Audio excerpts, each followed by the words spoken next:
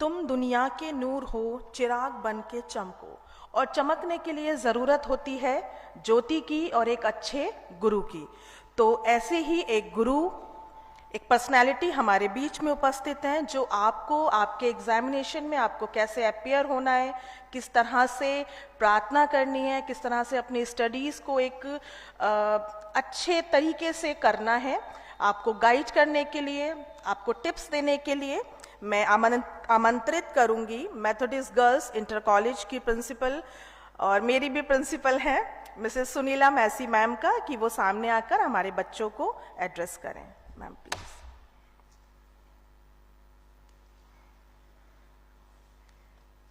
परमेश्वर भला है, मेरे लिए भी और आपके लिए भी, और वो हमारे लिए हमेशा भलाई को ही उत्पन्न करता है। मैं परमेश्वर का धन्यवाद करती हूँ कि उसने हम सबको ये मौका दिया कि हम यहाँ पे सामूहिक रूप में एकत्र होकर ये बच्चे जो बोर्ड एग्ज़ाम में अपीयर होने जा रहे हैं, चाहे वो CBSE हो, ICSE हो या यूपी बोर्ड के हों या यूनिवर्सिटी या किसी प्रोफेशनल या टेक्निकल ट्रेनिंग के एग्ज़ाम में अपीयर होने वाले हैं, उनके लिए एक मन होकर प्रार्थना कर सके। क्योंकि हम जानते हैं कि प्रार्थनाएं दे कैन मूव माउंटेन्स, ये पहाड़ों को हटा सकती हैं दुआएं, इसलिए ये सर्विस रखी जाती है। और मैं धन्यवाद देना चाहती हूँ अपने हृदय से यहाँ के सीनियर पास्टर रेवरेंड सुनील के मसीह का, हमारे CMC चर्च के सेक्रेटरी डॉक्टर डोनाल्ड बी लाल का, और बोर्ड ऑफ एजुकेशन और क्रिश्चियन नर्चर की चेयरपर्सन मिसेस सिल्विया मैसी का, कि उन्होंने ये उचित समझा कि वो मुझे यहाँ बुलाएं और मैं इन बच्चों को जो एग्ज़ाम के दौर से गुजर रहे हैं, उससे आने वाले परीक्षाओं की घड़ियाँ जो उनकी निकट आती जा रही हैं, उनसे कुछ संवाद स्थापित कर सकूं, उनको कुछ टिप्स दे सकूं। तो बच्चों, सबसे पहले तो मैं आपसे ये कहना चाहूँगी कि मैं यहाँ आपको एग्ज़ाम के लिए ही मोटिवेट करने नहीं आई हूँ, बल्कि मैं आपको अपना जो नज़रिया है और अपना जो आपका जीवन है उसको किस तरह से बदलते हैं, उसके लिए मोटिवेट करना चाहती हूँ। तो मैं आपके सामने कुछ टिप्स साझा करूँगी और उम्मीद है कि आप इसको ध्यान से सुनेंगे और आप जो एग्ज़ाम के ये जो प्रोसेस आपका चल रहा है, बहुत स्ट्रेस होता है, बहुत ये दौर ऐसा है कि हम सब भी इससे गुजरे हैं, तो मैं आपको आपके दैनिक जीवन में उसको प्रैक्टिस करने के लिए आपको कहूँगी कि आप उनको प्रैक्टिस करेंगे तो होपफुली आपके लिए वो फायदेमंद होगा। सबसे पहले आपको ये याद रखना होगा बच्चों कि ना सिर्फ एग्जाम्स, बल्कि हमारे जीवन में ऐसी इतनी परिस्थितियां आती हैं, ऐसी संकट आ जाते हैं, एकदम से ऐसी घटनाएं घटित हो जाती हैं कि हम क्या होते हैं, विचलित हो जाते हैं, हम डर जाते हैं। और डर क्या करता है, हमारे अंदर स्ट्रेस को रिलीज करता है।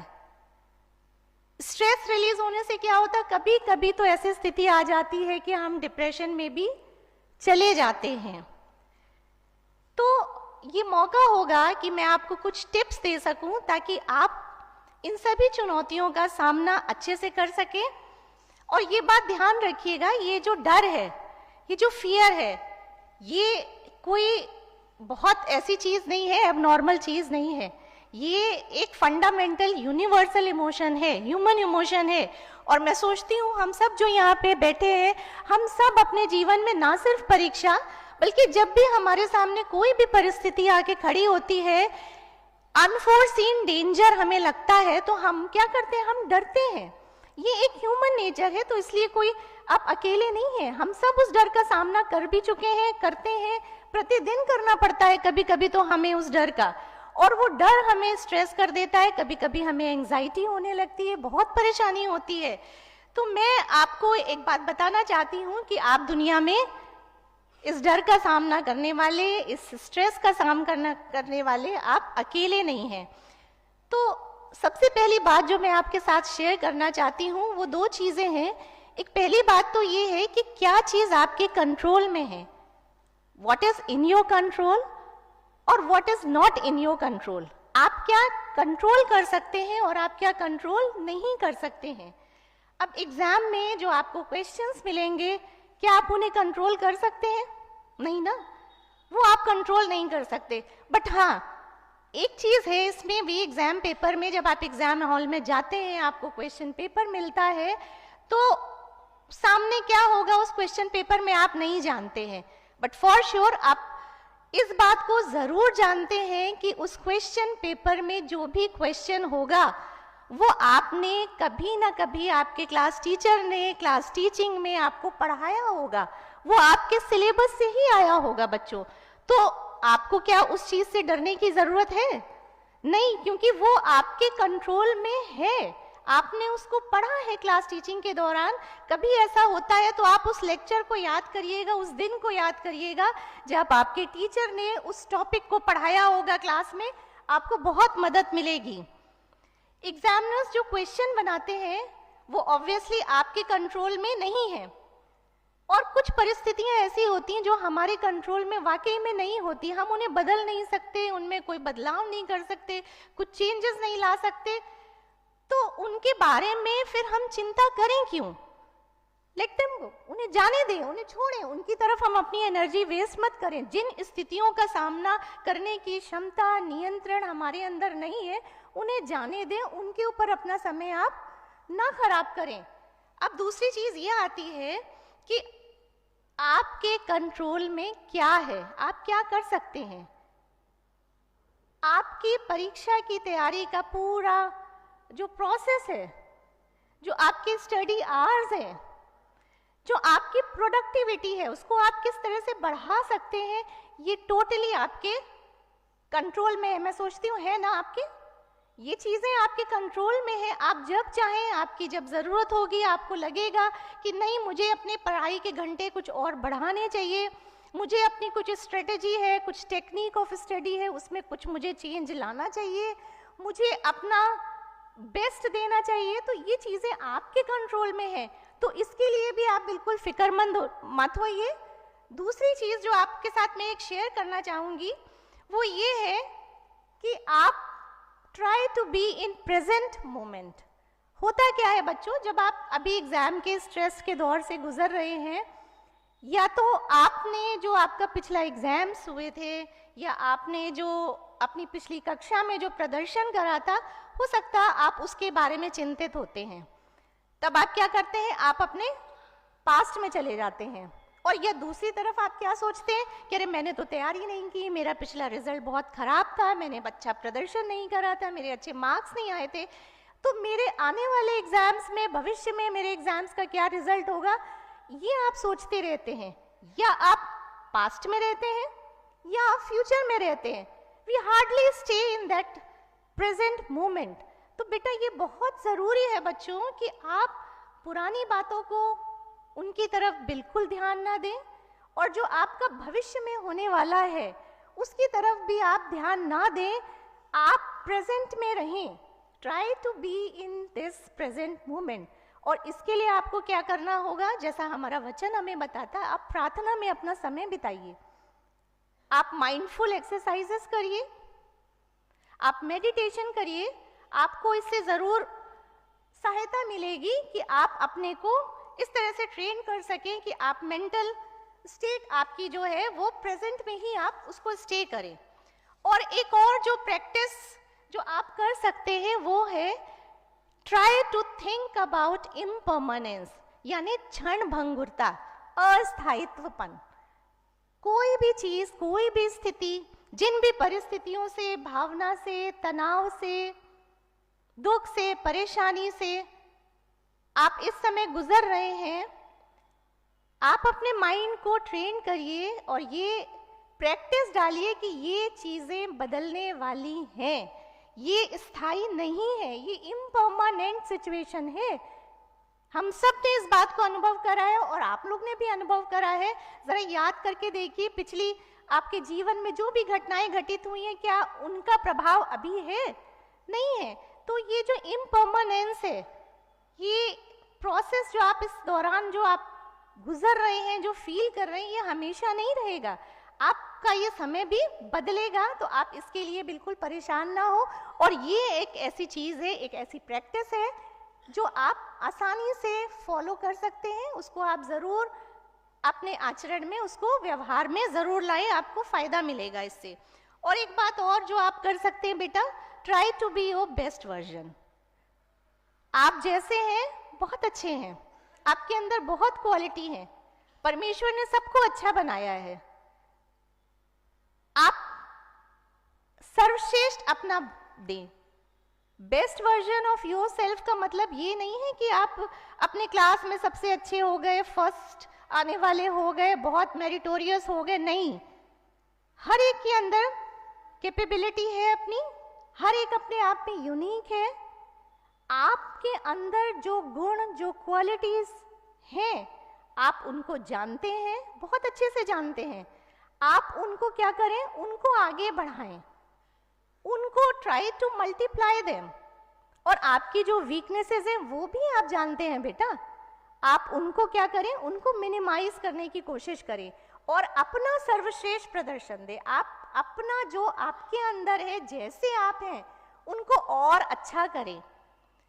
और इस दौरान जो एग्जाम का ये दौर चल रहा है, उसमें एक चीज, एक समस्या मुझे जो जहाँ तक लगता है, वो आप भी उससे गुजर रहे होंगे कि आपके पेरेंट्स को आपसे बहुत उम्मीदें रहती हैं, वो आपसे बहुत एक्सपेक्ट करते हैं।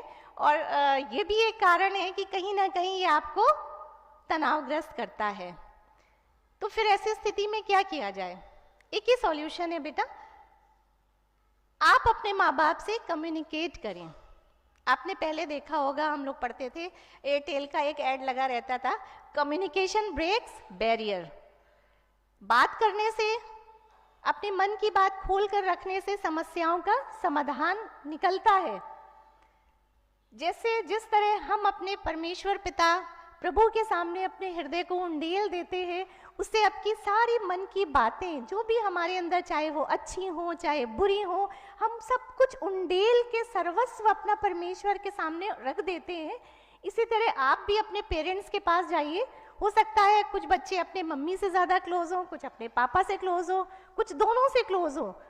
तो बेटा प्लीज़ आप लोग अपने पेरेंट्स से जाइए, उनसे कम्युनिकेट करिए, उनसे कहिए कि मम्मी पापा, हो सकता है कि मैंने पिछले अपने एग्जाम्स में या अपने पिछले क्लास में बहुत अच्छा रिजल्ट ना दिया हो, बहुत मेहनत नहीं करी हो, बट हाँ, अब मैं आपको ये एश्योरेंस देती हूँ कि मैं अपना 100% दूंगी, फुल पोटेंशियल जो आपका है वो उसको मैं ज़रूर दूंगी।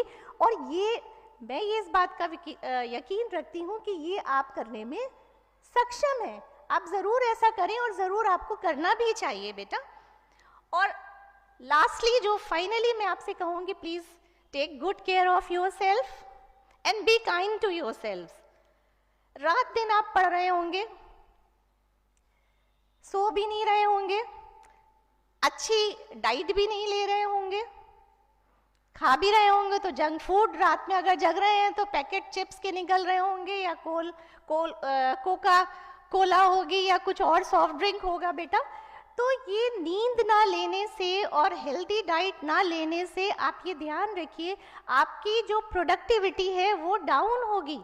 ये आपको एग्जाम में हेल्प नहीं करने वाली है।